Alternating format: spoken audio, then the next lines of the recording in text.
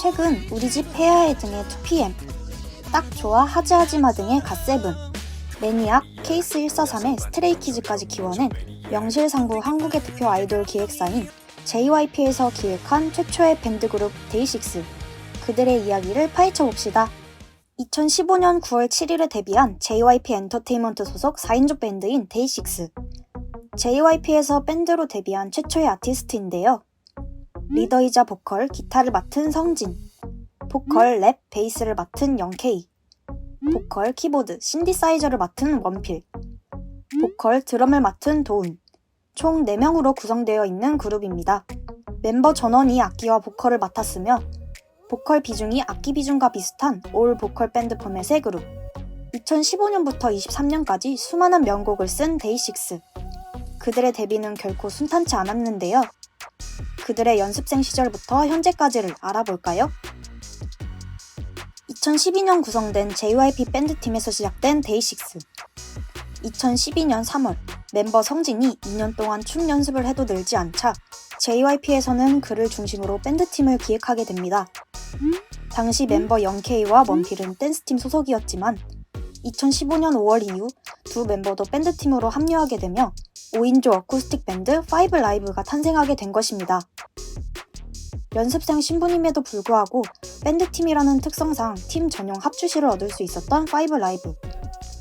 하지만 JYP에서 내민 데뷔 조건이 호락호락하지 않았는데요. 진정한 밴드를 하기 위해선 무조건 작사, 작곡을 해야 한다는 조건. 너의 이야기를 노래로 풀어보라. 즉, 자작곡을 통해 데뷔시키겠다라는 것이었습니다. 당시 한 번도 작사, 작곡 경험이 없던 멤버들은 2012년부터 매달 2곡, 총 100곡 이상을 제작하여 제출했으나 매번 퇴짜를 맞게 되었는데요. 게다가 당시 멤버들끼리 잘 아는 사이도 아니었기에 합도 잘 맞지 않았으며 음악의 방향성이 조금씩 달랐기에 멤버 간 충돌이 많았다고 하는데, 하지만 서로 의견을 조율해 가면서 노력한 결과 약 3년 후 서로 마음을 맞추게 되었다고 합니다.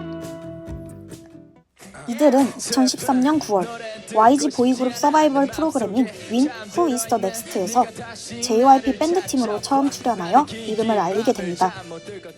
2013년 11월 20일 팀명이 5라이브로 확정되고 정식 활동 전 드라마 예쁜 남자의 OST 러블리걸에 참여하기도 했으며 12월 15일엔 리더 성진이 JTBC 히든싱어 박진영 편에도 출연. 다양한 활동을 선보이던 중 JYP 측에서는 5라이브가 2014년 초 데뷔 예정이라는 보도를 냈지만 음악적 완성도를 높이기 위해 데뷔가 미뤄지게 되었습니다.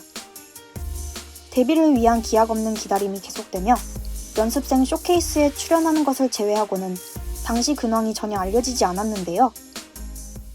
하지만 시간이 흐르고 드럼 오디션을 통해 멤버 도훈이 합류하게 됩니다. 이와 동시에 5라이브에서 데이식스로 팀명이 변경되고 어쿠스틱 밴드가 아닌 풀밴드의 모습을 갖추게 되었습니다. 이후 2015년 9월 7일 작업하여 제출한 자작곡이 좋은 평가를 받아 데뷔곡으로 결정되는데, 그 곡은 바로 미니 앨범 1집 더 데이의 타이틀곡 Congratulations.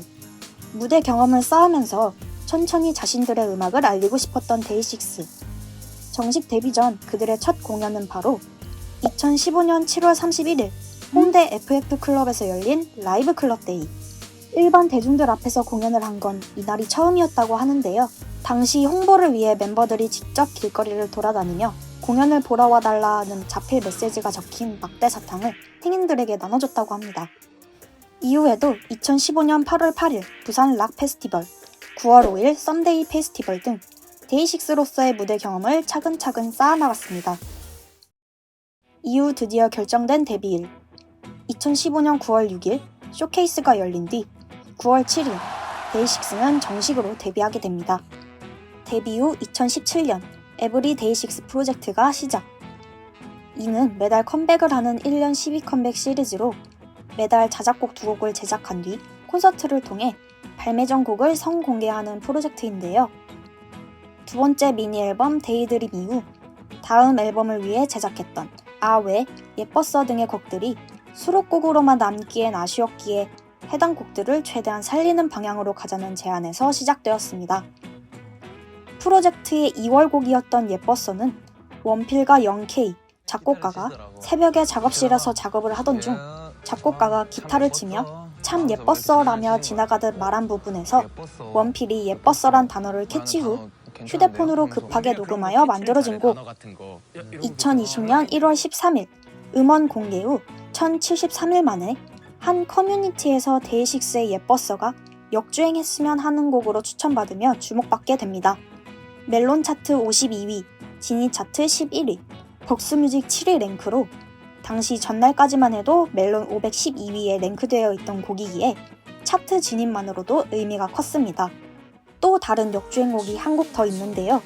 바로 한 페이지가 될 수 있게 2022년 10월 1일 방송된 KBS ETV 불후의 명곡 국군의 날 특집으로 인해 역주행하게 된 것인데요.